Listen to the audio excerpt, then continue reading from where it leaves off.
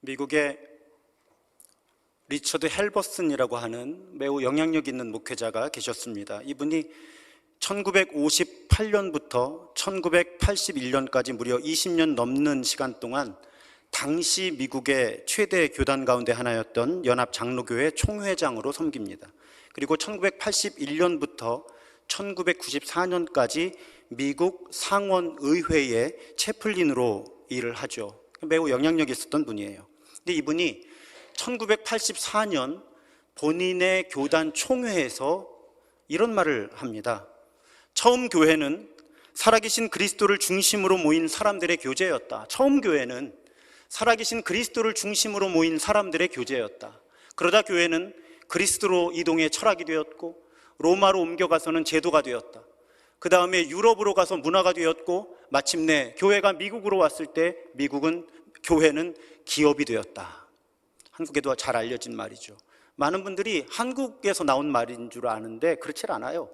1980년대 미국의 교계 원로가, 좀 심하게 말씀드리면, 어쩌다 처음 교회, 살아계신 그리스도를 중심으로 모인 사람들의 교제가 2000년이 지나 미국에서는 기업이 되었을까?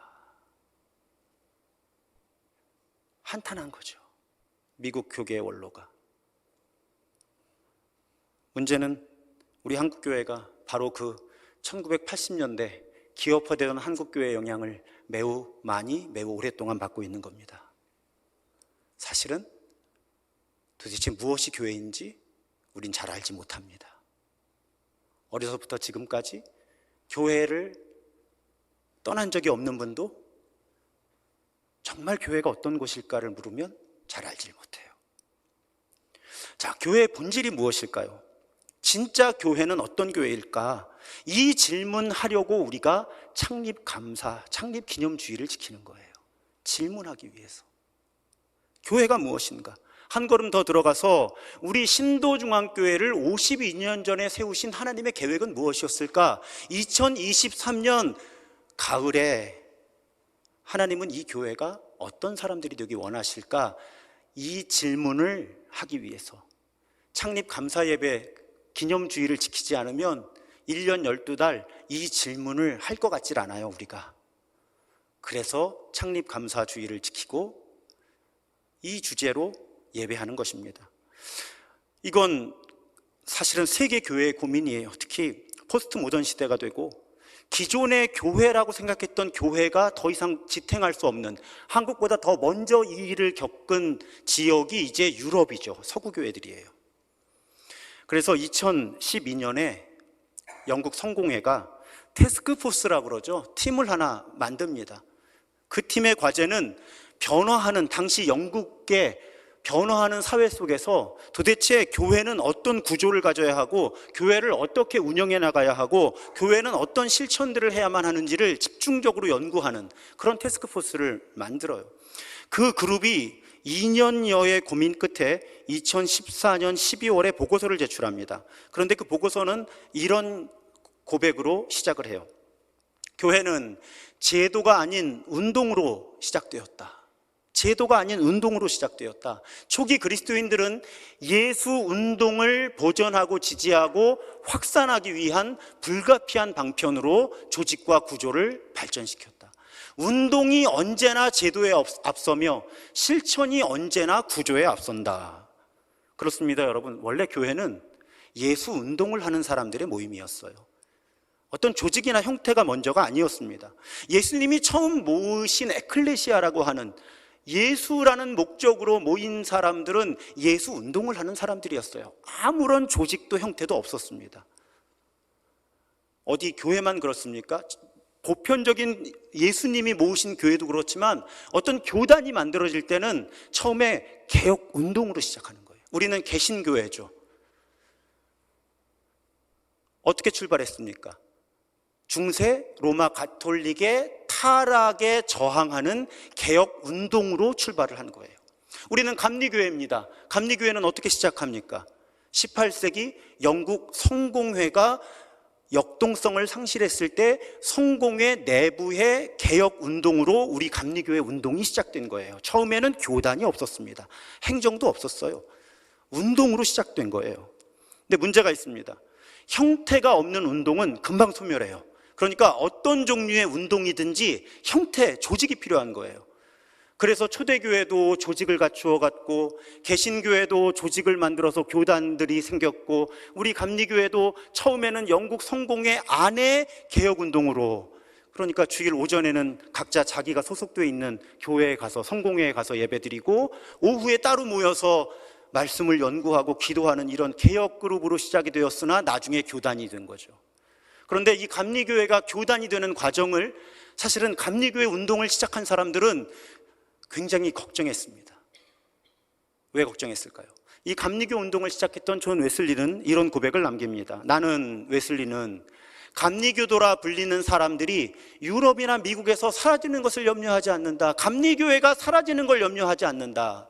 나 웨슬리가 염려하는 것은 그들이 능력은 없고 종교의 형태, 종교의 모양만 가진 죽은 교파로만 존재하게 되는 것, 나는 그것이 두렵다. 이것이 감리교 운동을 처음 시작했던 분이 감리교회가 교단을 이루고 굳어가기 시작하면서 고민한 거예요. 그러니까 운동으로 시작하는데 형태가 필요하거든요. 문제가 있죠. 형태가 생기면 운동성이 죽어버리는 거예요. 시간이 지나면서 결국은 껍데기만 남는 거죠. 이건 사실은 교회뿐 아니라 사람의 모든 조직이 그렇습니다. 그러니까 우리의 고민은 뭐예요? 운동성을 그대로 지켜나가되 조직과 행정에 갇히지 않는, 어떻게 하면 그런 교회가 될 것인가? 그것이 우리의 고민이에요. 저는 존 웨슬리의 고민에 격하게 공감합니다. 저의 고민도 거기 있어요. 여러분, 제가 우리 교회가 몇백 명까지 모일 수 있을까를 고민하겠습니까? 그런 고민 1도 안 합니다. 오늘 우리 교회가 예수 운동을 하고 있는 교회라고 말할 수 있는가? 앞으로 우리 교회가 예수 운동을 담아내는 그런 사람들이라고, 그런 공동체라고 자신 있게 말할 수 있을까? 저의 고민과 기도는 온통 거기에 있는 거예요.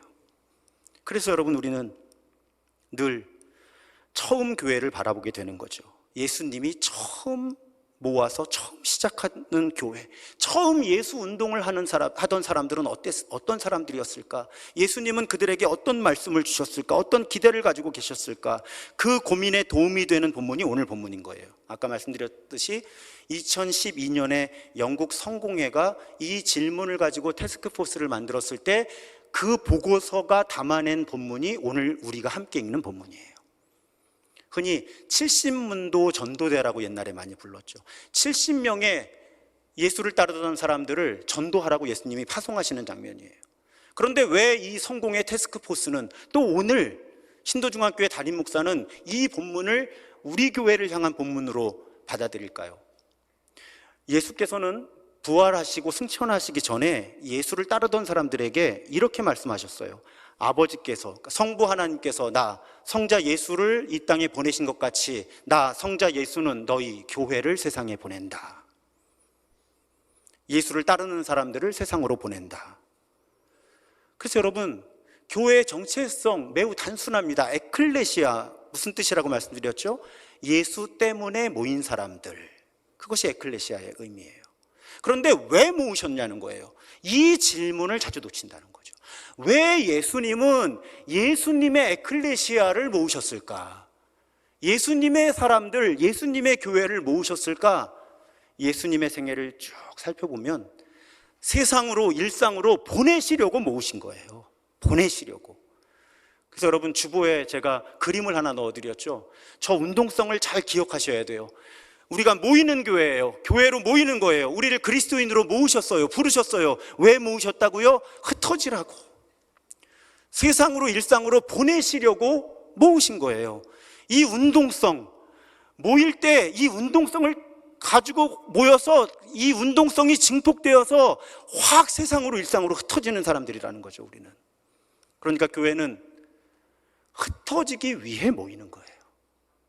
흩어지기 위해 모이는 겁니다. 그 고백이 성경적인 거예요. 그래서 예수님은 70명의 자신을 따르는 사람들을 우선 시범으로 세상에 보내신 거죠. 그리고 나중에 십자가를 지시고 부활 승천하실 때는 자신을 따르는 모든 사람들, 우리 모두를 세상으로 일상으로 보내시는 거예요. 그러니까 70문도 전도대를 처음 보내실 때 예수님이 어떤 부탁을, 어떤 명령을 하셨을까를 잘 들여다보면 예수님이 오늘 신도중앙교회를 이루고 있는 우리를 향해서 어떤 기대를 가지고 계신지가 드러난다는 것입니다. 그럼 여러분, 예수님이 전도대를 보내셨으면 가서 뭘 하라고 하셨을까? 오늘날 한국교회가 전도가 많이 망가졌어요. 무너졌어요. 그래서 전도대 하면 여러분 뭐 생각하세요? 전도지 나눠주는 거 생각하시죠? 뭐 어떻게 나눠주면서, 혹은 전도대 하면 어떤 메시지를 전할 거라고 생각하세요? 예수 믿고 구원받으세요. 예수 믿고 구원받으세요. 예수 믿고 천국 가세요. 이걸 전도의 메시지라고 생각하시죠? 그런데 놀랍게도 예수님이 이 전도대를 마을로 보내실 때 그렇게 전도하라고 하시지를 않아요. 예수님이 어떤 주문을 하십니까? 마을로 가라. 도착하면 먼저 평화를 빌어주어라. 평화를 빌어주어라. 그리고 환대해주는 가정에 머물러 있으면서 관계를 맺어라. 음식을 같이 나눠 먹고 그 집에 머무는 건 관계를 형성하는 거죠. 그러면서 무슨 일을 해야 하는가? 만나는 사람들에게 9절에 보면 거기에 있는 병자들을 고쳐주며 하나님 나라가 너희에게 가까이 왔다 하고 그들에게 말하여라. 여러분, 예수님이 전도대를 파송하실 때, 또 우리 교회를 세상으로 파송하실 때 메시지는 하나님의 나라입니다. 하나님의 나라가 가까이 왔다. 가까이 왔다는 건 성경 전체로 볼 때 어떤 의미예요? 이미 시작되어서 완성을 향해 가고 있다. 아직은 완성되지 않았지만 시작되어서 그 완성을 향해 가고 있다. 그것이 하나님 나라가 가까이 왔다는 말의 뜻이에요. 이 메시지를 말과 행동으로 전하라는 거죠. 그것이 전도라는 거예요. 하나님의 나라가 가까이 왔다. 그런데 그냥 말로만 하나님 나라가 가까이 왔습니다, 하나님의 나라가 시작되었습니다 하면 사람들이 못 알아들으니까 병자들이 고침을 받는 것이 하나님 나라의 가장 분명한 표적이죠. 그러니까 병자들을 고쳐주면서 하나님의 나라를 이야기해 주어라. 이것이 예수께서 전도대를 파송하실 때, 또 교회를 세상으로 파송하실 때 주신 명령이라는 거예요. 근데 그러면 저도 그렇고 여러분들도 이렇게 반응할 수밖에 없습니다. 우리는 병 고침의 은사가 없으니 어떡합니까? 근데 여러분, 여기서 병을 고쳐주면서 하나님의 나라를 선포하라는 메시지를 문자 그대로 받아들이시면 안 되고요. 가만히 생각해 보세요. 병자들을 고치면서 하나님의 나라가 가까이 왔다. 뭐 생각나는 거 없으십니까? 이건 예수님의 행동이에요. 예수님이 이 땅에 오셔서 그렇게 전도하셨잖아요. 그러니까 여러분, 이 본문은 단순히 가서 병자들을 고쳐주어야 한다는 메시지가 아니라, 이 메시지의 궁극적인 의도는 예수님께서 세상으로 파송하신 사람들은 예수님처럼 말하고 예수님처럼 행동해야 한다는 뜻이에요. 그러면서 하나님의 나라를 보여주라는 거죠. 이렇게 사는 삶의 방식, 이렇게 사는 문화가 하나님의 나라입니다. 그것을 드러내 주라는 거예요. 그것이 전도대에게 주어진 명령이었고, 사도들에게 주어진 명령이었고, 우리들에게 주어진 명령이에요. 그래서 여러분, 오늘 본문이 말씀하고 있는 가장 기본적인 교회의 본질은 예수님께서 모으셔서 파송한 사람들. 근데 여러분, 이렇게 생각해 보시면 이해하시는 데 도움이 됩니다.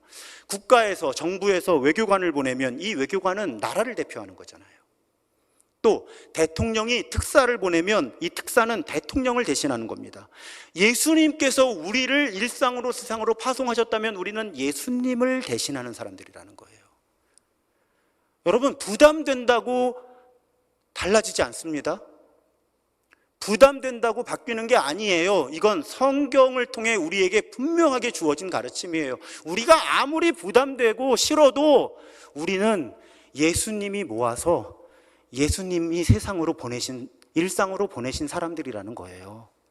그래서 우리는 예수님처럼 살아야 되는 거예요. 왜? 예수님이 우리를 부르셔서 우리를 보내셨기 때문에 예수님을 대신해서 우리는 이 땅을 살아가는 사람들이에요. 왜? 예수님은 승천하셔서 이제 세상에 안 계시니까 우리 예수님의 사람들이 예수님 대신해서 예수님처럼 말하고 예수님처럼 행동하면서 이 땅에 하나님의 나라를 이루고 그 하나님의 나라로 사람들을 초대하라는 거예요. 이것이 교회의 본질이에요. 이것이 교회의 본질입니다. 그래서 여러분, 오늘 우리는 질문해야 되는 거예요. 우리 교회 건물을 보면서 이 지역에 계신 분들이 예수님을 생각할까요? 생각한다면 어떤 예수님을 생각할까요? 여러분, 이 질문 놓치면 교회 아니에요. 또 우리 한 사람 한 사람이 교회잖아요. 내가 신도중앙교회인 거잖아요. 이런 멘트하는 저는 얼마나 부담되겠습니까? 여러분, 입장 바꿔 생각을 해보세요. 근데 어떻게 해요? 하나님 뜻인데. 정삼위를 보면서 사람들이 예수님 생각을 할까요? 어떤 예수님을 생각할까요?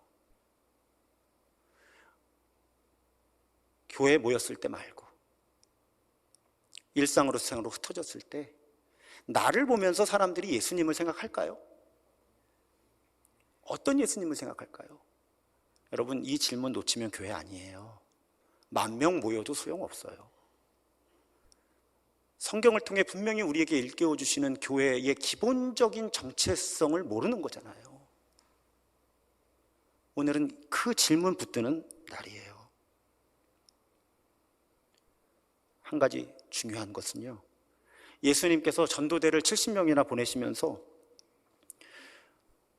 아이고, 돈을 갖고 가지 말라 그러시네. 이거 어떡해요?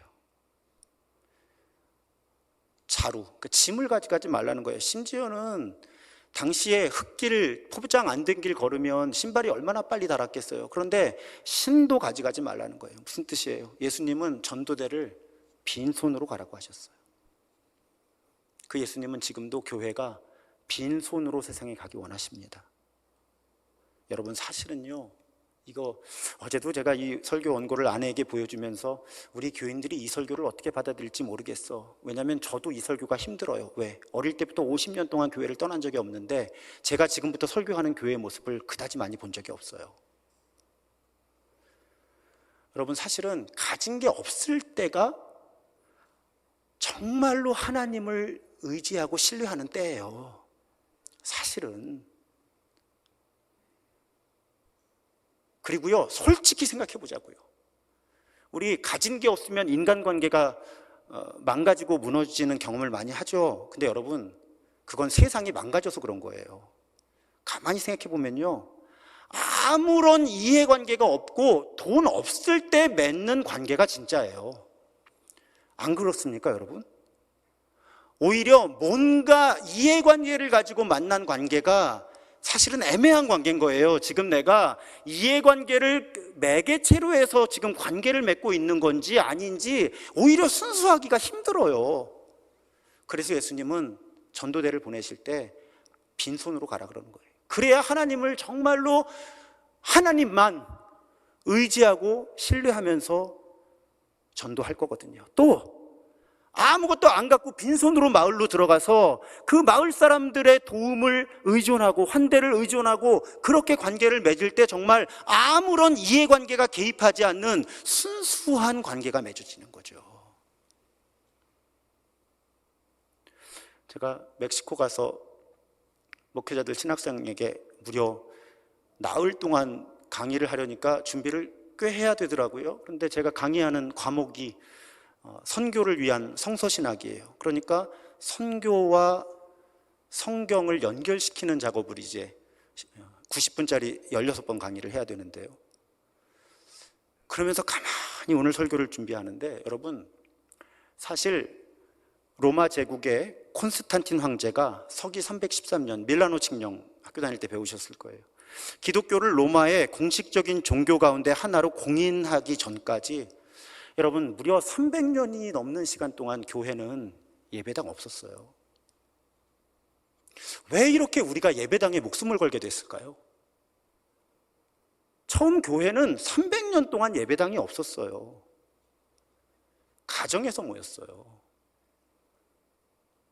박해가 심해질 때는 어디서 모였죠? 지하 무덤, 카타콤. 무려 300년의 시간 동안 교회는 재산이 없었어요. 그냥 차별받고 박해당하는 아주 소수의 종교인들이었을 뿐이에요. 그런데 얼마나 놀라운 선교의 역사가 일어났습니까? 정치, 경제, 사회적으로도 취약한 사람들이 대부분이었을 때 교회가. 근데 여러분, 우리가 초대교회 하면 막연한 향수가 있는 거예요. 왜? 예배당도 없고 아무것도 없었던, 그렇게 차별받고 박해당하던 소수의 그리스도인들이 교회를 이루고 있을 때가 더 교회다웠던 거예요, 솔직히. 밀라노 칙령 이후에 대형 예배당들이 들어서고, 그때 이 강대상이 만들어진 거예요. 왜? 많이 모이려니까 누가 올라가야 되잖아요, 위로. 안 보이잖아요, 이제. 그러면서 가운이 만들어진 거예요. 처음에는 로마 공무원들이었죠, 사제들이. 법복처럼, 공무원복처럼. 지금 교회 현상의 대부분이 콘스탄틴의 밀라노 칙령 이후에 나타나는 현상인데, 문제는 많은 역사학자, 교회학자들은 그때를 교회 타락의 시점으로 보는 거죠. 교회 타락의 시작. 교회가 거대한 예배당을 갖게 되었고, 성직 시스템을 갖게 되었고, 교회에 가는 것이 더 이상 차별과 박해의 이유가 아니라 교회가 유행이 되던 그 시대. 그 시대가 사실은 교회 타락의 시작이었다.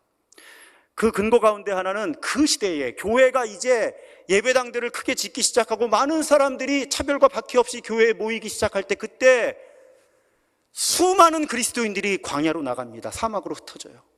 거기서 수도원 운동을 시작하는 거죠. 왜? 이제 교회의 제자도가 죽었다. 교회의 제자도가 죽었다. 우리는 광야로 가자. 광야에서 정말 복음이 무엇인지, 교회가 무엇인지를 지켜나가자. 그래서 교회가 막 유행이 되기 시작할 때 수도원 운동이 막 일어난 거예요. 그 수도원 운동, 그 영성이 교회를 아주 오랫동안 지켜왔는데 세 가지 가치를 추구하죠. 청빈, 복종, 순결. 여러분, 청빈, 자발적인 가난을 교회는 추구해온 거예요, 오랫동안. 가만히 논리적으로 생각해 보죠, 여러분. 예수님이 부자였을까요? 가난했을까요? 돈으로, 그냥 돈으로. 우리 알잖아요. 예수님은 나사렛이라고 하는 아주 보잘것없는 시골에, 그것도 목수의 아들로 태어났어요. 그럼 예수님이 가난하신 거죠. 자, 예수를 따르던 처음 사도들 가난했을까요? 부자였을까요? 아마도 가난했던 것 같아요. 성경의 증거들을 쭉 살펴보면. 그럼 여러분, 논리적으로 생각해 보자고요. 우리가 예수님을 따르는 사람들이면 예수님도 가난하셨고 처음 예수를 따르던 교회도 가난한 사람들이었어요. 그럼 우리도 가난을 추구해야 되는 거예요. 논리적으로 그렇잖아요. 교회는 자발적인 가난을 추구해야 해요. 그래야 하나님이 드러나요. 그래야 하나님의 선교가 이루어집니다. 선교하기 위해서 돈이 필요하다. 제가 많이 고민했어요, 최근에. 근데 여러분, 제가 교회의 2000년 선교 역사를 들여다보면 저의 관점이에요. 지금처럼 교회가 돈에 의존하는 선교를 한 적이 없어요. 너무 속상해요. 아니, 초대교회에 무슨 돈이 있어서 선교했냐는 거예요. 근데 우리는 돈이 있어야 선교할 수 있다는 명목으로 교회들이 부자가 되는 거예요. 끌어모으는 거죠, 돈을. 축적하는 거예요. 왜 교회가 수백억, 수천억의 부동산을 가지고 있어야 합니까, 여러분? 특히 대한민국과 같은 땅이라고 하는 이 주제가 매우 심각한 나라에서 왜 선교 단체, 선교 재단이 수십억, 수백억씩 부동산을 갖고 있냐는 거예요. 그럴 수 없습니다. 성경을 정직하게 읽는다면 그래서는 안 되는 거예요. 너무 돈에 의존하는 선교만 바라다 보니까 이제 돈이 없는 선교는 아예 교회들이 생각하기도 어렵게 됐어요. 우리는 돈이 없으니까 선교할 수 없습니다. 심지어 선교를 빙자해서 정의롭지 않게 돈을 버는 사람들, 돈을 축적하는 교회들까지 계속 나타나죠. 이건 삼위일체 하나님의 선교와 너무나 거리가 먼 일이에요. 사랑하는 여러분, 돈을 벌어서 헌금해서 선교하겠다는 생각 버리시기를 주님의 이름으로 부탁드립니다. 돈을 벌어서 선교하려고 하지 마시고요. 선교적으로 돈을 벌겠다고 결심해야 되는 거예요. 선교적으로 돈을 번다는 게 무엇입니까? 내가 돈을 버는, 모으는, 축적하는 방식이 하나님이 드러나는 방식이어야 해요. 그게 무엇인지는 찾아가야 되는 거죠. 원론적으로 원칙은 그렇다는 것입니다. 내가 돈을 벌어서 이 돈으로 선교하겠다고 하면 사탄이 유혹하기 제일 좋은 심리인 거예요. 그게 돈에 대한 욕심을 미화시키는 거죠. 포장하게 만드는 거예요. 내가 돈을 버는 방식, 교회가 자산을 관리하는 방식 자체가 선교적이지 않으면 하나님의 선교가 일어날 수 없습니다. 우리 교회는 우리 교회의 가난함을 감사하면서 기뻐해야 하는 거예요. 그렇게 진짜 하나님의 영광이 드러날 수 있는 준비가 돼 있잖아요. 우리 교회 가난하니까. 제가 담임 목사로서 감사한 부분이에요. 사랑하는 여러분, 교회는 예수님이 세상으로 파송하신 사람들이에요. 그래서 우리는 예수님의 뜻에 따라서 우리 각자의 삶의 자리에서 이웃과 관계를 맺으면서 예수님처럼 행동하는 거죠. 그러면 사람들이 느낍니다. 저 사람은 뭔가 다른 원칙으로 살아가고 있다. 저 사람은 뭔가 다른 법에 따라 살아가고 있다. 매력이 되는 거예요. 무엇일까? 알고 보니 그것이 하나님 나라의 복음인 거죠. 예수를 그리스도로 주님으로 고백하는 사람이기에 가능한 삶의 방식이다. 그러면 사람들은 그 삶의 방식에 매력을 느끼고 끌리게 되어 있어요. 그러면 하나님 나라의 선교는 그냥 일어나는 겁니다. 돈 없이도. 제가 위치 에너지 비유로 설명드린 적 있죠. 높이 올라가면 에너지가 많이 생기잖아요. 떨어질 때. 교회가 자발적으로 가난하려고 애를 쓰면 쓸수록 선교적인 힘이 생기는 거예요. 교회가 권력을 포기할수록 있는 힘을 다하면 그만큼 선교적인 힘이 생기는 거예요. 우리는 거꾸로 배우고 거꾸로 경험해 온 거죠. 오늘 설교의 제목이 하나님 나라를 이루는 교회입니다. 두 가지 의미가 있어요. 우리는 모였을 때, 적어도 교회가 모였을 때 하나님의 나라를 경험할 수 있어야 돼요. 우리끼리 모여서 하나님의 나라를 경험하지 못하면 어떻게 교회 밖에 나가서 하나님의 나라를 얘기합니까? 우리는 모여서 하나님의 나라를 연습하고 흩어져서는 교회에서 몸에 밴 하나님 나라 문화를 전염시키는 거예요. 그렇게 우리는 이 땅에서 예수께서 파송하시기 위해 모은 사람들의 정체성을 지켜 나가는 것입니다. 여러분, 우리 예수 운동하는 사람들이다. 이 교회의 DNA를 잊지 마시기를 주님의 이름으로 부탁드립니다. 우리는 예수 운동하는 사람들이에요. 그냥 교회 그럼 벌써 딱딱하죠.